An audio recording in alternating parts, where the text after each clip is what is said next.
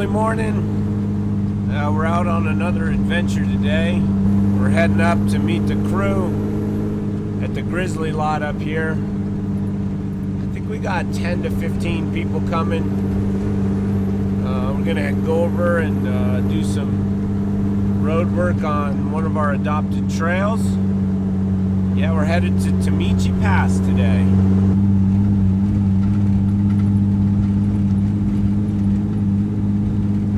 Just after 8, we got everybody down at the grizzly lot. I think we got 9 vehicles with us. Probably gonna end up with 14 volunteers today. So we're heading up the Alpine Tunnel Road. Still the sun hasn't come up yet this time of year.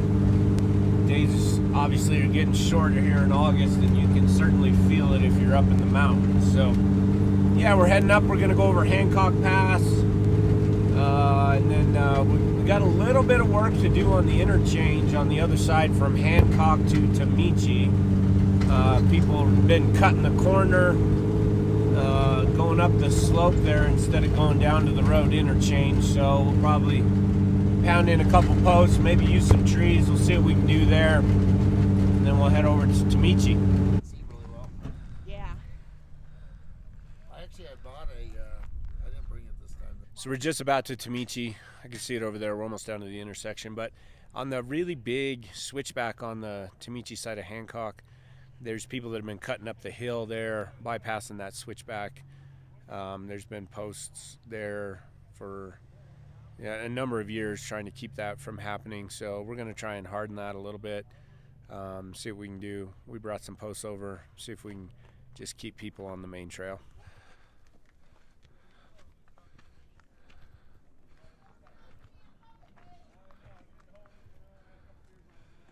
So it's right there. Drop some posts at the top. I'm doing a little bit of work down here at the bottom. Maybe drop a tree or two, and we'll see what we can do.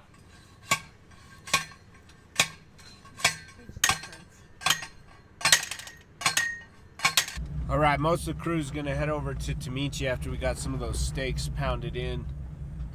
Move some rocks, stakes at the top and the bottom of that.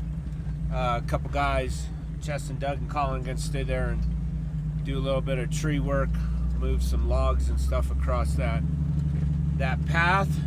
We'll check that out on our way back up. We'll do some video after the Tomichi work, see how it all looks on our way out. How do we yell rock? Loudly. Right? Rock! Right? Don't say it quiet. If you see something that is not okay, yell that out immediately. So that is kind of what it looks like today. We've got a pretty good hardened outside edge on the bottom. Down here, sloping to the outside. We're going to in-cut that more today. See what we can do. And then a couple of these rocks over here on the uphill side need to go. Need to fill this back in. Some of those recoveries have damaged the outside edge. And it's a little wild. We got to take one through so we can go set up that upper barricade. Have somebody on the outside here try and help out. You got a lot of room over here, Grant. You can turn, just stay on the inside of Tony right there. Yep. You're good. Just straight. There you go. Just straight. Yep.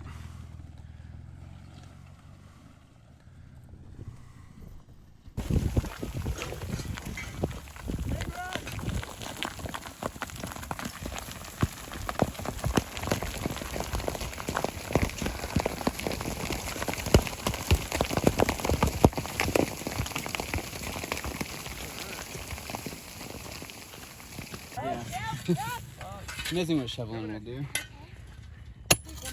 Yeah, if you're ever having a bad day, come out and shovel in the mountains, do a little bit of work, right, Grant? That's right. It's a good day. It's a good day.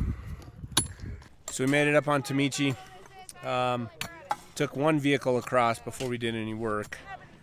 Jeep to get it up there and put the barricade up on the top, and we've got the barricade up now on the bottom so we can work without people coming into the work zone, make sure it's safe for everybody. Quick safety meeting, and then we started on rock scaling on this open hillside up here, and it's really just a lot of garbage up there, so just trying to get anything that is precariously loose on the surface down, and preps for just making the work site as safe as possible. I mean, the whole hillside's still unstable, so it's not perfect by any means. And then now what we're going to do is try and dig down the top of this so it's not as high of a bank that you go up and over, widen it out, and then in cut it so the outside edge is higher than the inside edge, so it tips you into the hill instead of to the outside and downhill. So that's what we got going on next. So it's just a lot of manual digging, trying to harden that outside edge with rocks and move a lot of material.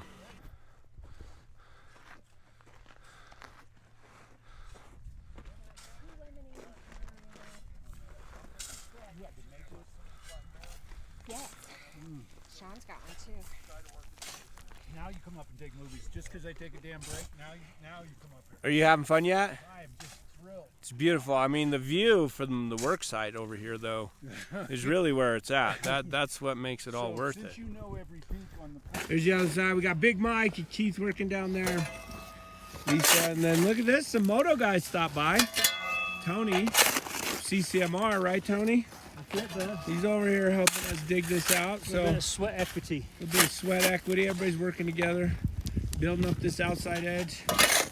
Try and get things back ready to go. Coming up behind you. What do you need to do, big guy? Well, then you get these bars in here. You can do my help.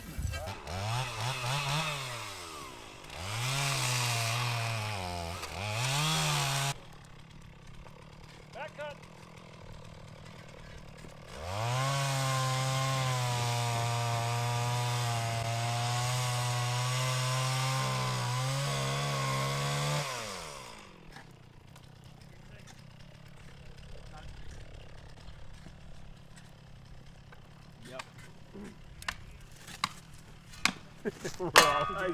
I'll need an extra 10 feet just to make sure.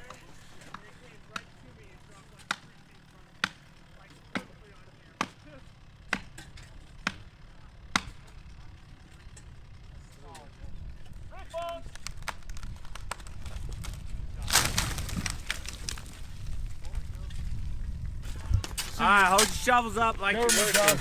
Government job. Government job. Everybody's having fun today. Get working. There we go. Looks like you're having fun today. Yeah.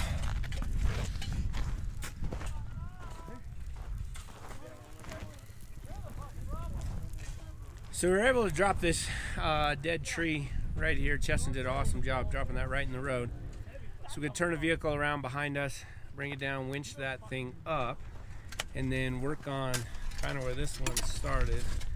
We're going to work on laying that in the outside edge of the road, shore up that outside edge, and then be able to move this material over and backfill it so we can widen it out up here, dig the top or the apex of this hump down a little bit. It should be pretty good when we get it done.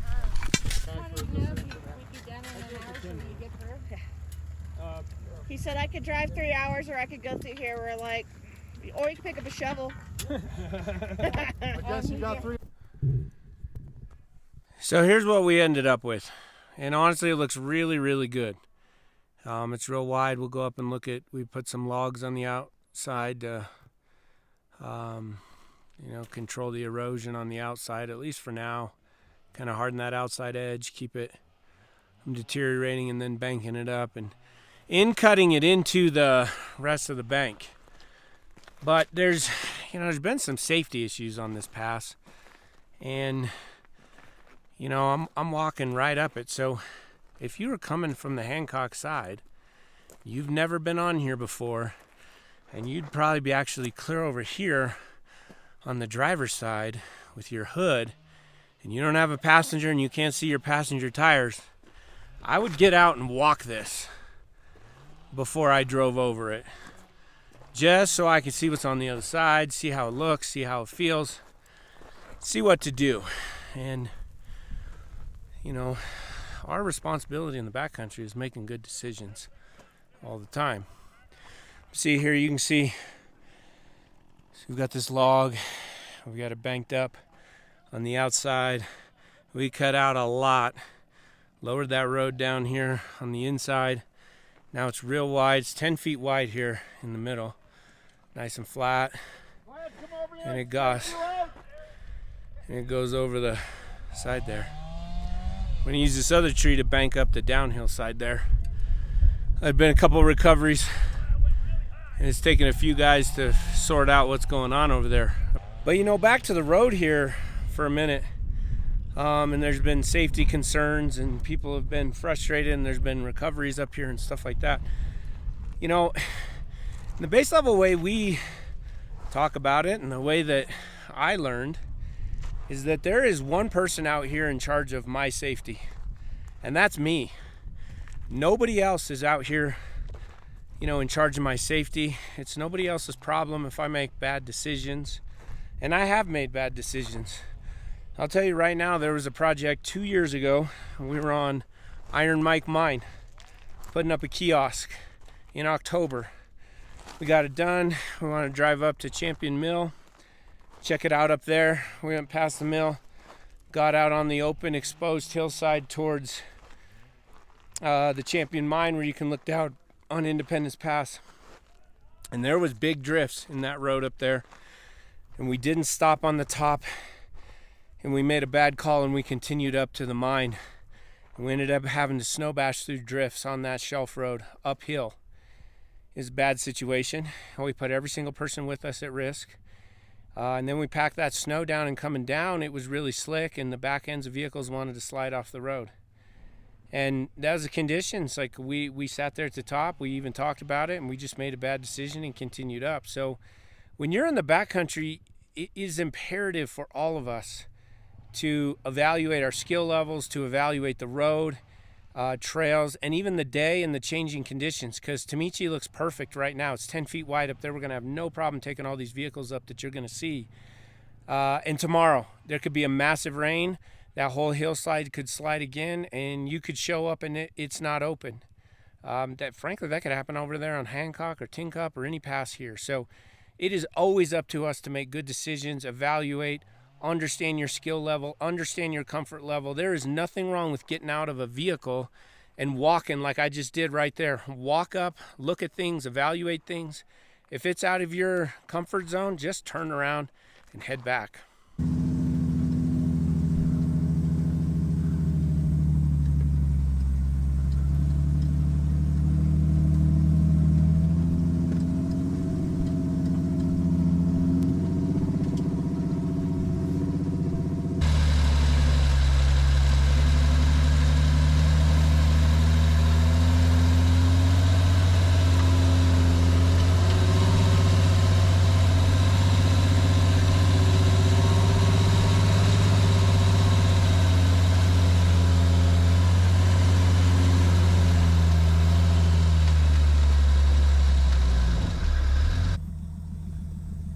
So this is what I'm talking about while those guys are moving that stuff out of the way. There's no way on the driver's side for me to tell what the edge looks like.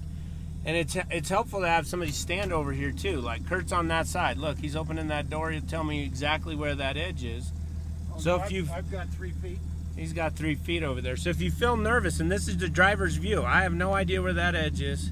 And instead of getting in trouble, I could stop right here. I could get out. I could have somebody walk up and spot me and tell me what type of room we have, so that then we can stay on the road here. That's, if you got to do that, you just got to do that.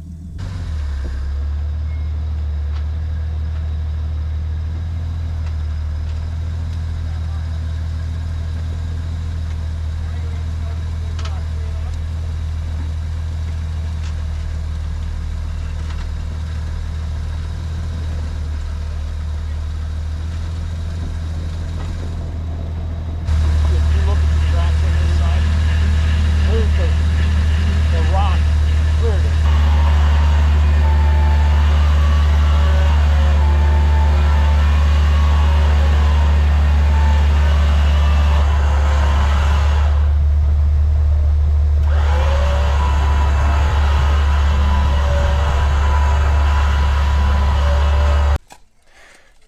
We're gonna put one more tree in.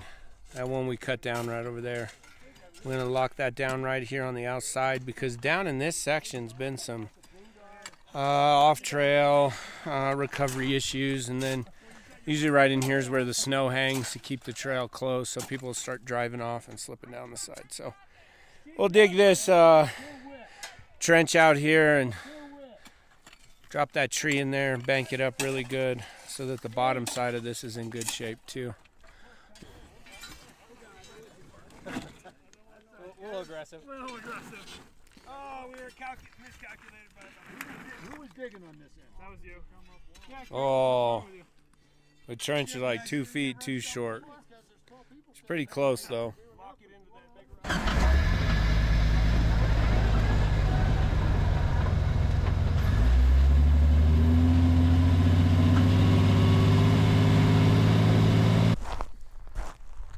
So here's the finished product. Pretty good day.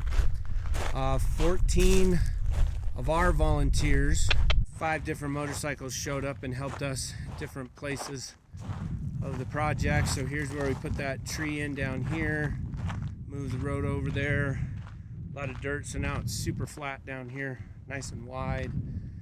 Not an issue.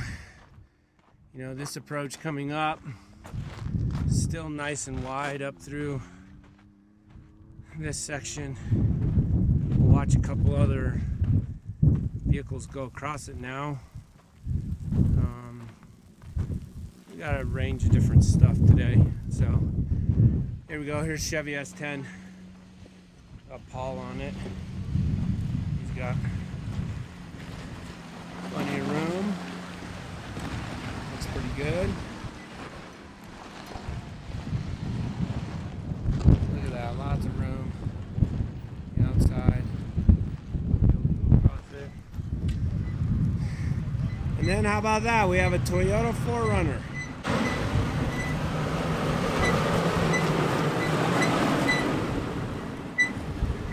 Redemption of the 4Runners. Yeah! Good job. That away. You got lots of room on the outside. Now straight. There we go. Now we got a Toyota 4Runner there.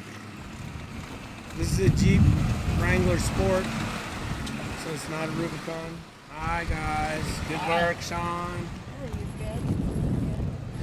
So Jeep Wrangler. Unlocked 35s, work pretty good. A Jeep Cherokee 33s, no lockers. See how this one looks.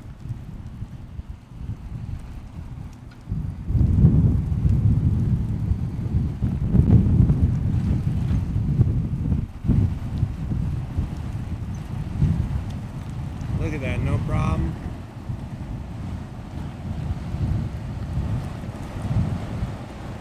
Nice and smooth.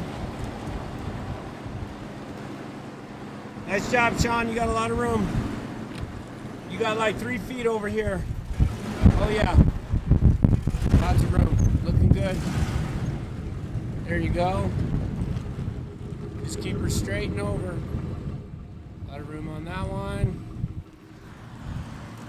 Got an LJ on 35s.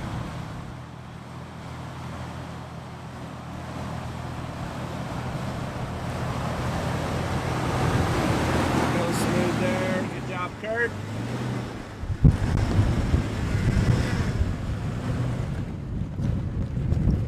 Nice and smooth there. Now we got FJ Cruiser too.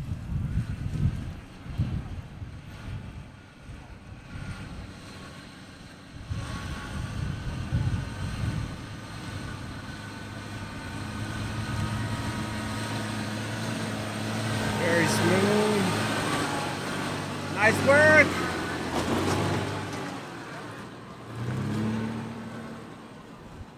Good there. We got Doug's Jeep. Doug's on full widths. So, and the reason we talk about full widths is not necessarily because of big tires or stuff like that. It's the width of the vehicle. That's a lot wider than your traditional four-wheel drive vehicle. So, Good job, Doug. You got a lot of room over here. Lots, like 3 feet. Good job. So with that, those wide of axles, that's the thing we're trying to show, is because they're really, really wide, but yet there's still plenty of room.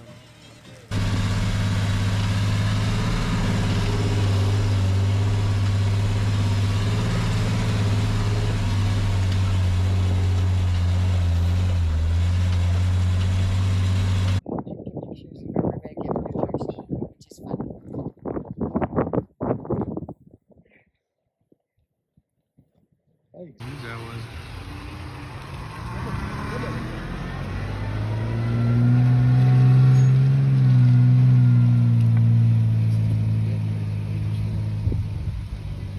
Super wide right here, that's for sure.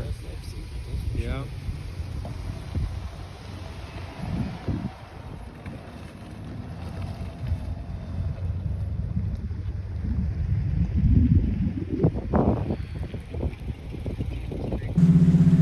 So it was a pretty good day. It's probably the widest part of the trail now. You know, we came up here at the first of the season. We shot some drone footage and some stuff with big vehicles, and it wasn't necessarily because of the tire size that was important or how built they were. It was the width from side to side. And you know, this Jeep and Cheston's Toyota are pushing 90 inches side to side, so that's wider than most things you would find on a street vehicle that typically people, you know, off-road with. But look how wide it is here. You know, we got that log over there to the left-hand side. It's really, really wide now. And then we cut the top down substantially, so this approach is now not very bad at all. You know, I'm on full width axles. It's not even an issue. You can see over here, you know, I still got lots of room before how we bermed it up. We cut some trees, pushed them on the outside there, bermed them up next to them. So look how much room there is. There is plenty of room. This vehicle's 90 inches wide, and you know, it's not only is it plenty wide, but it's not even an unsafe feeling at all videoing and driving this part of the pass all at one time. So pretty successful day with everybody out here. Volunteers getting Tomichi in good shape. We had, like I was saying earlier, 14 volunteers, 5 different moto people stopped by, helped us out here and there. That's probably going to be 200 hours of volunteer work once we total everything up. I mean, it's door to door, so it's the time you leave your house for the project until the time you get back to your house after the project's done. You know, some of my guys, you know, live out on the Front Range or even east of Colorado Springs, so they were on the road before 4 a.m. And then even when we get back to Buena Vista, they got a substantial drive back. Some people even came out.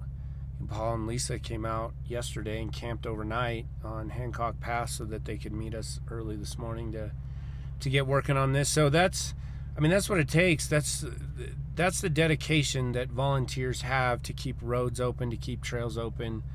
That's why it's always so important that, you know, us as users take that into account. We're in the backcountry. Just make good decisions. You know, I told you about one of our, it was on a project, frankly, that we made a bad call, and it turned out okay, but it certainly was a risky situation that we shouldn't have been in. And everything out here, I mean, the backcountry and trails, as much as everybody loved to do it, and you watch these videos and others on YouTube and trail reports and photos and all the stuff, like, it is a dynamic, dangerous environment out here. Everything out here is dangerous. It is not an amusement park. There's no safety inspections. There's no, if you're tall enough at this sign, then you're not going to fall out of the seatbelt, so it's perfectly safe if we tip you upside down and flip you around. It's just not like that. So it is really important that all users constantly assess their own ability levels. Don't get above your head. Go with competent people. Help each other out when you're out there. And if something doesn't feel right, don't do it. Just turn around. Don't do it. Be mindful of the conditions changing.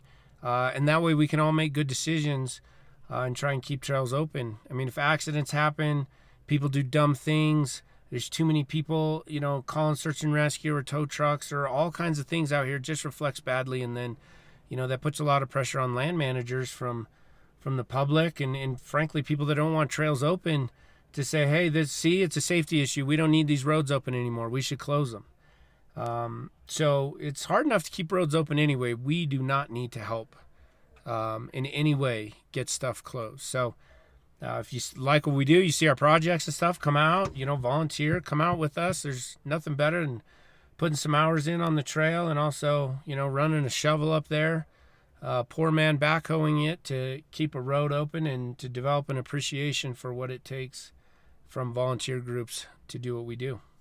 So I talked about it earlier in the video this year about Tomichi. That landslide happened there in 2016. And then in 2019, we received project approval through the Forest Service to go in and dig a route over the top of that landslide to reopen it. We did that. It was a big day. It took 30 volunteers all day to dig that out to make it passable again. And then we come up here every year, usually open the trail from snow, dig it out, make sure it's passable. So there are well over 1,000 volunteer hours that have gone into this trail just from our group since that initial landslide in 2016 that closed the trail. And it kind of goes into a long-term plan. So at one time, you know, in 2016, landslide also damaged the palisade over there on the west side Alpine Tunnel that we've talked about too. Williams Pass wasn't open, Tomichi Pass wasn't open, and the West Alpine Tunnel grade. So, you know, that's a lot of stuff over here that's really cool that was not open for a number of years. So we sat down and I got to know Chuck Severance, who at the time was the president of the UPass Iron Goats, and, you know, we decided we'd try and figure out a way that we could start working on getting all of these trails back open. So we got Tomichi in 2019. We got Williams, although it's not open this year because of the Alpine Tunnel work. We got that open in 2020, and then it was open through last year, the 1 month time period. And then now we're getting really close. That stonemason is cutting blocks over there on the palisade, right where Williams Pass comes in at the original quarry site. And next year they're going to work on rebuilding that road. So it's been a long-term plan, a lot of work, a lot of not just on the ground work, behind the scenes, trying to get things to make it happen so that volunteers could help get these trails back open so that everybody else can enjoy it. So there you go, a little bit of behind the scenes, multi-year process just to try and get this stuff drivable again for vehicles and UTVs, ATVs, motos, and we saw several mountain bikes up there today too. And while we're out here looking at this, we're heading up to the project site where Cheston, Doug, and Colin cut those trees to block that bypass. Let's talk about some other things that go on behind the scenes. So, you know, we make cool project videos and everybody sees how awesome it is to open trails and dig out snow and do what we did today and things like that. But there is a mountain of legwork that goes in behind the scenes for every video that we get to make. So, you know, we are an official registered group in Colorado, CORE is, and then that allows you to enter into trail adoption agreements with National Forest and even BLM, so federal agencies, land management agencies. So we have a volunteer agreement with several different forests, several different districts. We have adopted trail agreements. We carry our own club insurance. We have road maintenance agreements where we're allowed to do certain things. And then if something big happens, we submit a project proposal for approval to the district ranger or Forest Service engineer to be able to do stuff. So we had approval to do this today on Tomichi from everybody in the Gunnison district. So that, you know, it may seem like we're just out here willy-nilly doing stuff and working on things, but there's a tremendous amount of work that goes in place behind the scenes, and it's really a cooperative effort between land managers and us to make this happen. And I'm bringing all of this up because there's a really good example that just happened recently, unfortunately, that highlights this. So, you know, we work a lot with Western Slope four-wheelers.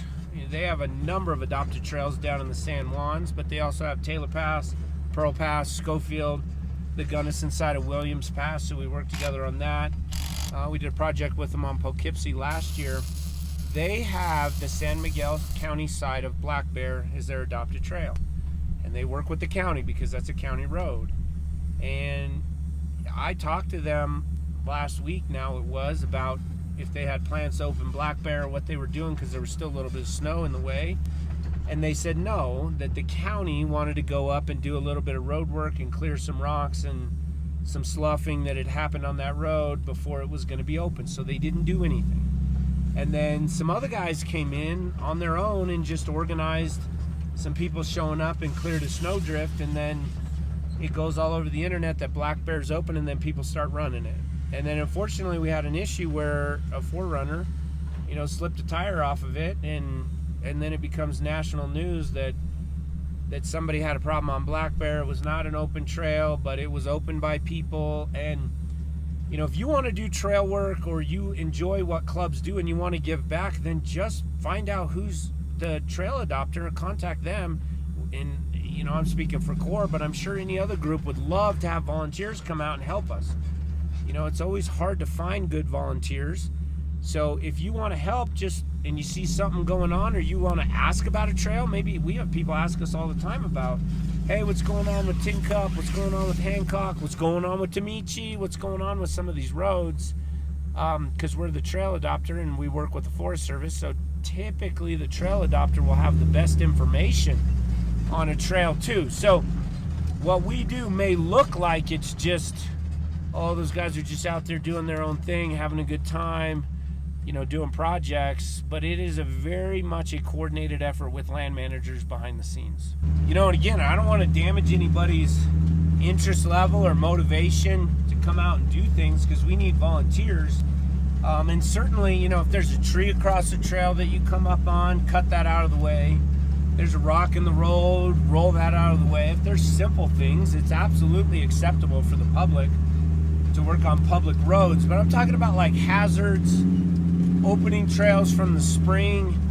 Maybe there's other trail damage farther down that you don't know about. You know, big projects, cutting out avalanches, doing stuff like we did today on Tomichi, those types of things. Most likely the trail adopter doesn't only know that there's an issue, but they are actively working on a solution that maybe everybody on Facebook or Instagram or YouTube or the internet doesn't know about. So again, just if you want to go on a trail and there's something going on, find out who the club is. Find out what they're doing, what their volunteer schedule, what their plan is, and then go volunteer for a project so you can get involved. So here's the lower end of that switchback that people were cutting. And you can see we put those posts up, and then those guys dropped a big tree, winched it over there, piled it up. So now you just need to go up the main road, up the switchback over here like the road goes to get to the top. So we're on the uphill side now. And you see those guys put those stakes in, knocked that tree down, winched it over, and then even put them down out through here so people can't go around it. But this is why it's really important not to cut switchbacks or go off trail, because you can see it started to happen right here. So what's going to happen is this is going to be the new drainage for this road, and the water's going to run right down there. And if people keep using it and the water runs down there, it'll start eating into this main road. It'll make it narrower, and then it's going to get pretty tippy to the downhill side here and screw everything up. So just stay on the road, stay on the trail. You know, it's a cool obstacle and a tight switchback down there, so just make sure you don't go off trail.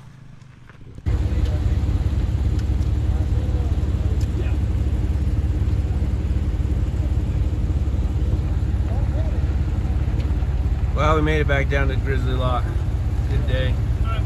Everybody's heading out. Time to go home. On to the next project. So that was a great day on Tomichi up there. You know, thanks to all the volunteers that day and everybody that's helped us originally open Tomichi in 2019 and then to keep it open over the last several years. Just a couple follow-up things that I didn't quite mention in the Jeep there, finalizing that video. You see Cheston drop a lot of trees or doing Sawyer work in a lot of our videos. So several of my guys also are wildland firefighters. So they have, a Sawyer certification to be able to fell trees. And then 8 of our members, core members, 2 years ago, certified as bee buckers through Salida District, who hosted a Sawyer training too. So whenever we're cutting, on an official volunteer project, that's, we have our Sawyer guys and gals do that type of work. And the one thing about Black Bear is, I mentioned about, people opening that trail before, and I'm just using it in the context in this video to what happened, by not working with the trail adopter Western Slope four-wheelers in this instance, that may have prevented some, bad publicity or some problems for the off-road community. Because frankly, Telluride and San Miguel County has not been that friendly to off-road users and off-road groups, and has drugged their feet a lot. And the sheriffs have talked about closing that pass or calling for it to be closed for a number of years. And unfortunately, instead of keeping the pressure on the county and keeping them in the spotlight, they were able to use that and turn that back on the user group, blowing that up, that incident up with the Forerunner, calling the guy an ass clown and all those things. And I don't know the people that were running the trail. I have no idea. But what was done is that they then deflected the issues that are going on in the county, and they put those on the user group. And that's unfortunate for us. So just make sure you always go through, the proper channels, find people involved with trail adoption, find the trail adopter, talk to somebody in the groups, figure out what's going on, and lines of communication is really what we were getting at. So yeah, stay tuned for future project videos. Hopefully I have other updates on the Palisade wall rebuild in the next year plus as that project goes along, and we've got more good news to report. And until then, happy trails.